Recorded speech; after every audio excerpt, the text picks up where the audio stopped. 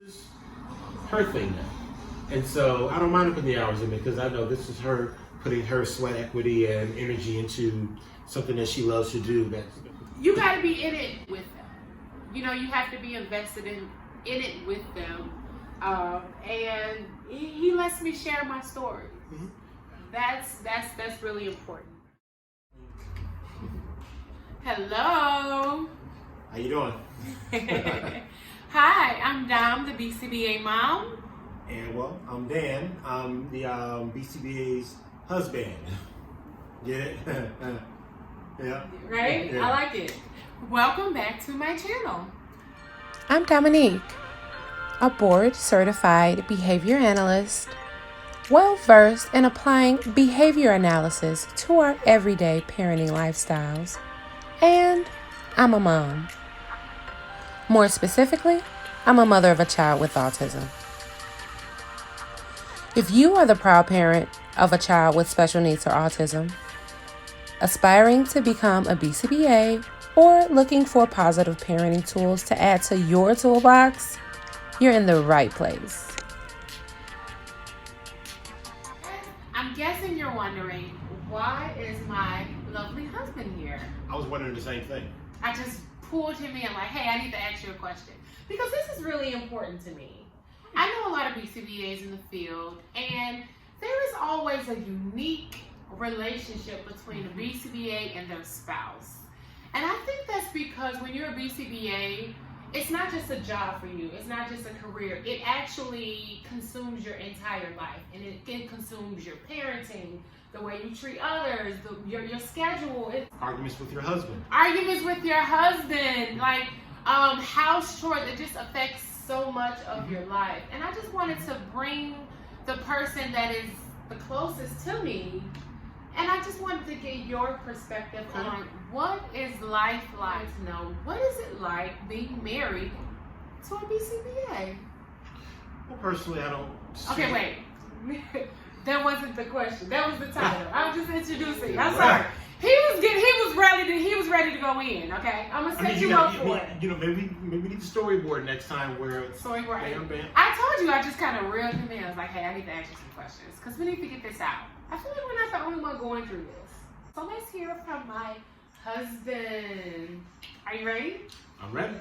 Here we go. You gotta do my. Yeah. This is what we do. Okay. This is what we do. Like she just reeled me in, so I didn't really get to rehearse. You don't watch my videos? Of course I do. Of course I do. Guy. Okay. Are you ready for it? Yep. I love it. Number one. Mm-hmm. How does being married to a BCBA affect our co-parenting? It's a great question. I'd say we come from two different schools of thought. Now, a little bit of background on me. Just my parents are a little bit older, so my dad, he's actually turning 79 in about a month from when we're airing this, recording this video. So that matters. Yeah, and now I don't want to give out any ages. Well, I know my mom, she's actually still 35. Of course. She's watching this, so she's still 35. Hey, Mom. Hey, Mom, you're still beautiful. And that's also closer to, you know, the age of, you know, Dom's grandmother as well. So I think that, you know, I guess she has to remember that, or if I'm talking to you, you have to remember that, you know, basically your grandmother raised me, quote unquote. So that same sort of school of thought brought me up. And so I know how me and your dad could sort of have the same sort of thought patterns because the same person raised us, both from Alabama and everything. So there's that connection there.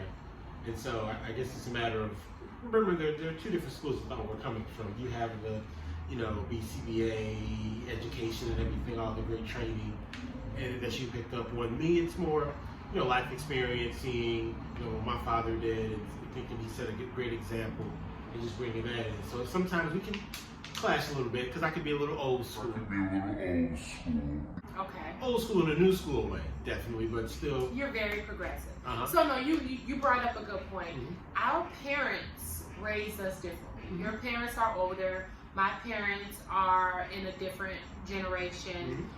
So your parenting is maybe directly derived from parenting Black children in the South, and the things that came with parenting Black children in the South, like things to help them be safe, to keep them safe, and to show respect. Respect was like ultimate in the South with raising Black kids. Hey, Reed. And actually, this is Reed. He wants to do a quick cameo in on the video. You're wearing a hat? You're wearing a hat. Hey, Reed, do me a favor. Say hi to down the BCBA Moms audience.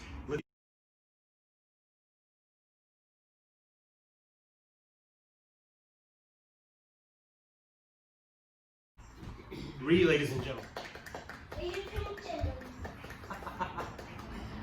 Okay, respect is very big in the Black culture, especially when you were raised in the South or when your parents were directly raised in the South. I feel like my parents, my mother was in social services, so she was a little more progressive with us and with our parenting style. And then because I did go to school for ABA and I learned all of the techniques that are, not saying that these techniques are better than what we've been doing as Black parents or what we've been doing for generations. They're just different. I feel like this is a day and age where we have alternatives. We didn't always have alternatives. So because we do and we know better, I feel like we should do better. And sometimes we clash because you don't necessarily feel like it's better. You feel like, well, this is what we're grounded in. This is more tradition. This is what's going to keep them safe. This is what's going to prepare them for the real life. And I'm thinking, well, but this is going to give them options and autonomy and a voice. And, you know, so some things that I really would like to amplify in our house are things like positive reinforcement. And I don't think I really get a pushback on the positive reinforcement. I think I do more of it just naturally. But I think it's the nuances that are embedded within positive reinforcement, like behavior shaping, finding those small opportunities to provide reinforcement, even if the final behavior is not done. Right now. Check it later. Okay, we're not going to do any more cameo. Maybe because I'm a BCBA, I take it a step further. I identify ways to provide reinforcement even if the behavior is not at its final stage, which is behavior shaping. I may use more prompts. I may do some behavior momentum. I may do some of those things that are not traditional in the Black community. That's not what our parents taught us. I believe you gotta have a toolbox of different tools you can pull out for your parenting and everything. So, I mean, a lot of my tools are what my parents are putting to me, but also ABA, it's a great thing to put into the toolbox. If you, I don't know if we're gonna edit this in where Reed decided to run in and do a second cameo, and I had to use positive reinforcement to encourage him to go back and play, saying he's done such a great job being patient and playing. And then after we get done recording that video, we'll call him so he can come in and be in the video some more, so he can talk to you guys about what he wants to talk about, which is... I think you brought up a really good point. Daniel has learned that positive reinforcement works. And not to say whoopings don't and screaming doesn't work, but in order to have a calm house and a house where like we're not having tantrums and crying and we're yelling and we're frustrated, when we use techniques like that, found a balance. Just a little side note, really, I like making ABA jokes, but I don't know ABA, that's what I do. Well, they're not funny, but I still make them, so. He does think he is a BCBA because all while I was in my graduate program, after class, I would come over to see him and I would say, okay, let me tell you what I learned today in class. And then I would just go down all the list of terms and examples. So in his mind, he's a BCBA as well. Well, now it also helps when she tries to use ABA on me during arguments and things like that. What? So because I was heard all the SAF meds and all the and all the Cooper books and things like that. So I can come in and tell her, hey, don't use positive reinforcement on me. Or what she really hates is when I come to throw an ABA term on her, and then it just ends the whole argument. Then she just walks away. Drops the mic. Ladies and gentlemen who are marrying or in relationships with BCBAs, keep all your secrets and your tools to yourself. Don't share them with your husband Use the because terms. he will use them on you. When you... Where were we? I feel like we also have to find a balance with our parenting when it comes to maybe making accommodations. Like, for example, homework accommodations. Homework is a major deal in our house.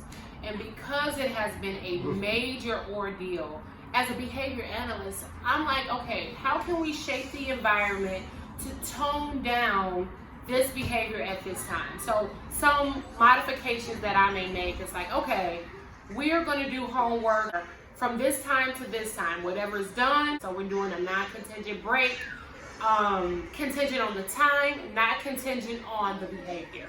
Or I may say, hey, I just need you to do all the odd problems and then you're done. Just to help tone down that time of day that triggers a lot of behaviors. And now I'm gonna throw in an ABA term, and she's gonna get mad at me. Is I also know that sometimes our oldest likes to avoid homework. So sometimes it is a lot of avoidance behavior. Well, you have avoidance behavior. Yes, so yes. sometimes you have to lay down the hammer and say, we're going to do this, and we're going to put some effort in, so we can make the accommodations. But at the same time, I want to see the effort in too. That's, I mean, for me, the effort is important. So if you only did 10 problems, but you kick butt on them, I'm good. But I think you are more rigid with homework because you are aware that the world is rigid when it comes to you have a job, do your job. The world is not going to make these accommodations for you, autistic or not, unfortunately. And I try to use this time to give our son a voice and to advocate for himself and to say the things that he needs, because the world is not going to assume that he needs accommodation. So I try to give him language to, you know, kind of advocate for himself. But I do feel like what Daniel is doing is important. You know, he needs to know that not a lot of people are going to applaud you for just doing half the work. I remember what Chris Rock said, that's what you're supposed to do. It's what you're supposed to do. And like literally, that's how we raise our children as Black parents. You do what you're supposed to do, and I'm not going to reward you for what you're supposed to do.